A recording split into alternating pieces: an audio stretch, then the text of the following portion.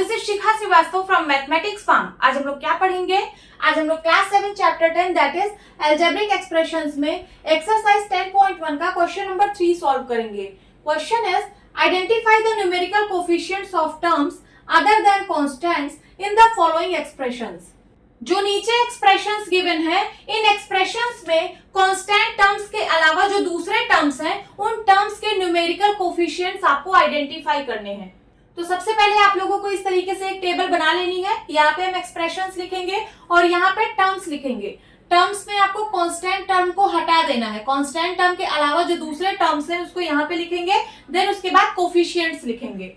अब numerical coefficient क्या होता है, सबसे पहले हम ये समझ लेते हैं। तो टर्म में वेरिएबल्स का जो मल्टीप्लायर होता है वही होता है न्यूमेरिकल कोफिशिएंट। मैं यहाँ पे आपको समझा दे रही हूँ। यहाँ पे मैं एक टर्म लिख रही हूँ 5xy।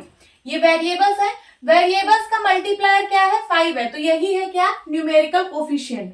एक और एग्जांपल ले रही हूँ -2x²y। ठीक है, ये वेरिएबल्स हैं, वेरिएबल्स का मल्टीप्लायर क्या है? -2, तो यही है न्यूमेरिकल कोफिशिएंट। अब चलिए क्वेश्चन को सॉल्व करते हैं। देखिए फर्स्ट एक्सप्रेशन है 5 - 3t²। 5 - 3t²। इस एक्सप्रेशन में कितने टर्म्स हैं?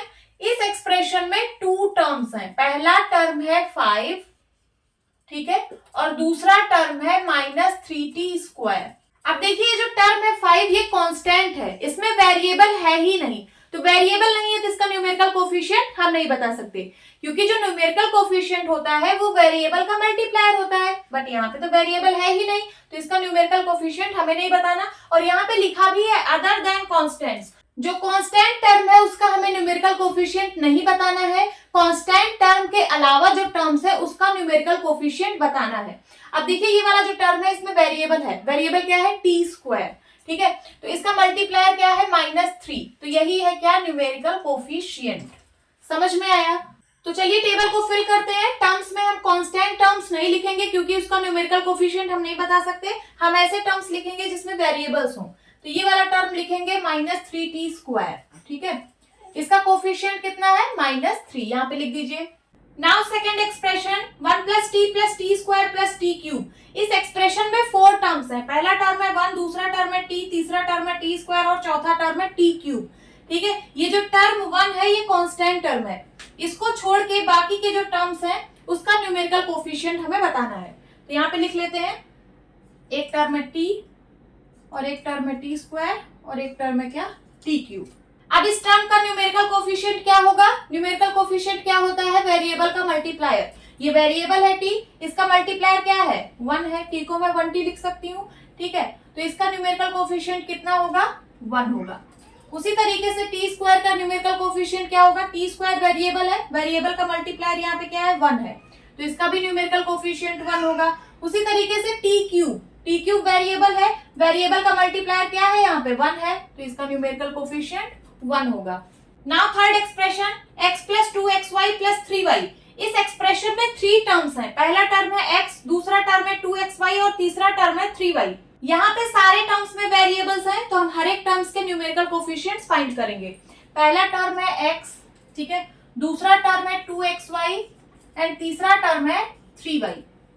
इसका कोफिशिएंट क्या होगा? इसका कोफिशिएंट होगा 1।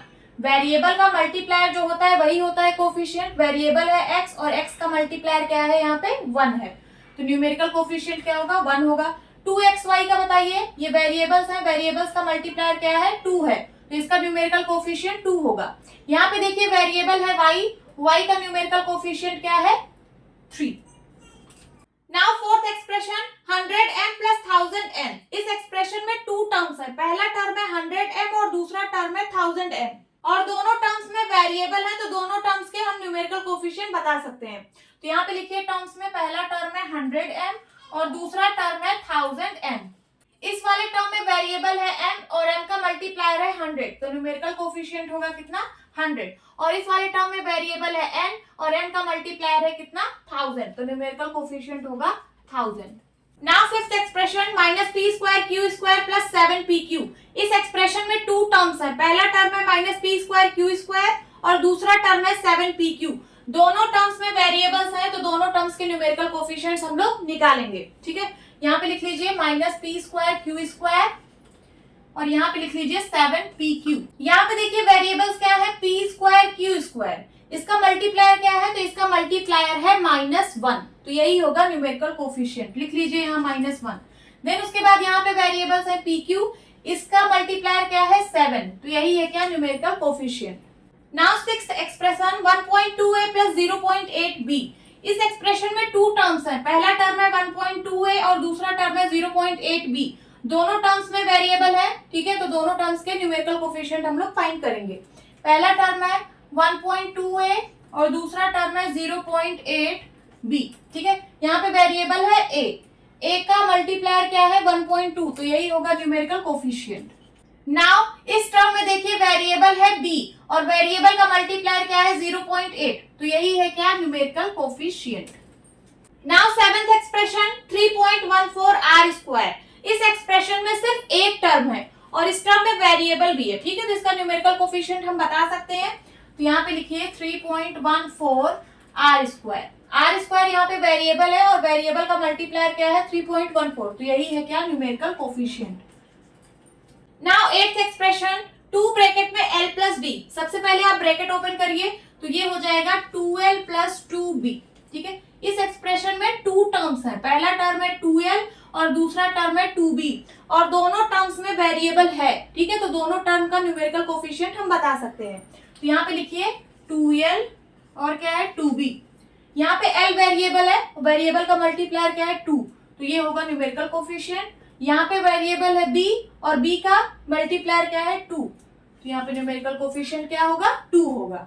Now ninth expression 0.1y plus 0.01y square. इस एक्सप्रेशन में टू टर्म्स हैं, पहला टर्म है 0.1y और दूसरा टर्म है 0.01y स्क्वायर। दोनों टर्म्स में वेरिएबल है, तो दोनों टर्म्स का हम लोग न्यूमेरिकल कोफिशिएंट बता सकते हैं। यहाँ पे लिखिए 0.1y और दूसरा टर्म है 0.01y स्क्वायर। यहाँ पे वेरिएबल है y और y का मल्टीप्लायर क्या है 0.1, तो 0.1 यहाँ पे न्यूमेरिकल कोफिशिएंट है।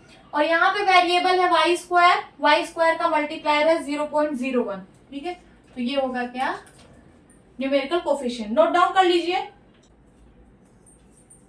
होप स्टूडेंट्स आपको ये क्लास अच्छी लगी होगी। मिलती हूँ अपनी नेक्स्ट वीडियो में, तब तक के लिए बाय बाय, टेक केयर।